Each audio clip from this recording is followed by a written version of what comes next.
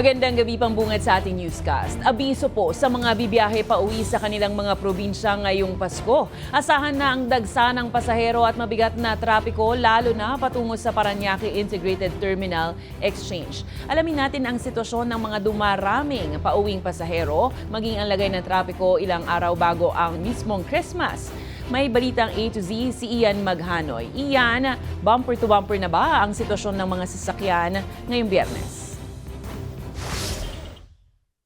Hapon ay unti-unti na nga bumigat ang daloy ng trapiko dito sa kahabaan ng northbound lane ng EDSA Makati City 5 araw bago ang araw ng Pasko. Kung mapapansin ninyo sa aking likuran, pulang-pula yung taillight ng mga private vehicles na dumadaan nga dito sa northbound lane ng EDSA na stuck sa traffic. Pero sa kabilang banda, kung makikita nyo dito sa EDSA Bus Carousel, halos walang kahit isang bus na dumadaan. Kung meron man, pakunti-kunti lang niya katulad nito at dire-diretso lang yung biyahe niya dahil walang traffic nga dito sa EDSA Bus Carousel.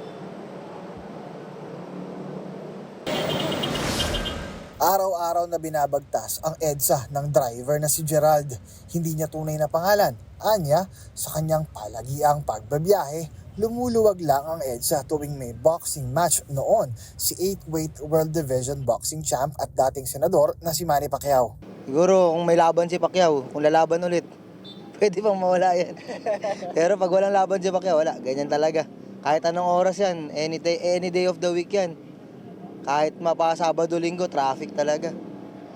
Parang inevitable na dito sa Pilipinas yung traffic. Si Manong Marvin naman, nananawagan sa pamahalaang itigil na ang produksyon ng mga sasakyan para lumuwag-luwag ang EDSA para sa mga motorista. Yung kalsada natin, yung pa rin yun. Mula noon hanggang ngayon, yung pa rin yan. Yung kalsada natin, walang nagbabago. Pero yung mga sasakyan, dumadagdag tayo ng dumadagdag. Tila wala nang ang atrasan dahil ilang araw na lang Pasko na. Kaya naman ang dagsa ng mga pasaherong magsisiuwian, kaliwat kanan na. Dagsa na rin ang mga tao sa PTEX. Si Nanay Edna, maagang pumila sa boarding pass ng terminal para makauwi sa kanyang pamilya sa Libon, Albay. Kasi grabe ang traffic, tapos wala kang masakyan.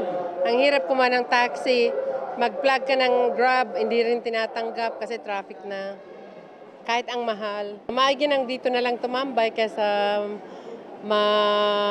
ka sa daan, then mamiss mo yung bus. Mula sa regular na mahigit 60,000 bilang ng mga pasahero araw-araw, inaasahan ng pamunuan ng terminal na papalo ito sa mahigit 200,000 ngayong Biyernes. Sa holiday season mula December 20 hanggang January 6, tinatayang aabot sa 3 milyong pasahero ang gagamit ng PTEX ayon sa pamunuan ng terminal. Starting today, because this is the start of the last weekend before Christmas, no? Historically, ay yung Friday after office hours, talaga naman dumadami na yung mga pasahero natin. So asahan natin today, marami yung pasahero natin, bukas at linggo. Posible pa raw yang madagdagan sa weekend hanggang bagong taon, lalo't karamihan ay wala ng pasok. Ang rough estimate natin for the holiday season beginning December 20 up to January 6 is around 3 million passengers, both coming in and going out of Metro Manila. Barbie, hanggang sa mga oras ng ito ay nagpapatuloy ang mabigat na daloy ng trapiko dito sa kahabaan ng northbound lane ng EDSA Makati City. Kung makikita nyo sa aking likuran, bumper to bumper pa rin ang sitwasyon ng mga private vehicles na na-stuck sa daanan na to dito sa EDSA. Una nang sinabi ng Metropolitan Manila Development Authority na kayang pag-aanin ng pagsususpinde ng number coding scheme yung traffic sa kahabaan ng EDSA sa oras na yan ay patupad sa araw ng Pasko at sa New Year.